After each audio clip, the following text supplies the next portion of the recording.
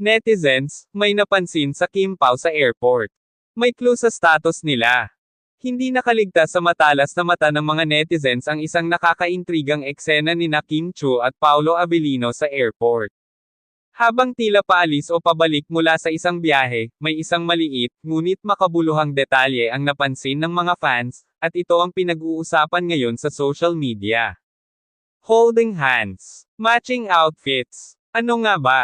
Ayon sa ilang mga netizens na nakakita mismo sa kanila, sobrang natural at relaxed ang dalawa habang naghihintay ng flight. Ang ilan naman, napansin na tila coordinated ang outfits nila, isang classic move ng mga magkasintahan. Teka lang, bakit parang couple outfit ang peg nila? Coincidence o sinadya? May pa-whisper-whisper pa silang dalawa. Grabe ang kilig.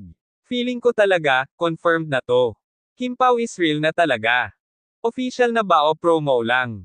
Hindi ito ang unang beses na nahuling magkasama at sobrang sweet ang dalawa, pero ngayong airport spotting na ito, mas lalong naging matibay ang hinala ng fans. Isang romantic getaway kaya ito o may paparating silang proyekto abroad? Ano sa tingin nyo, travel buddies lang ba sila o officially together na? Abangan natin kung may magiging pahayag ang Kim Pao tungkol dito. Huwag kalimutang i-like, share, at mag-subscribe para sa fresh at real-time showbiz updates.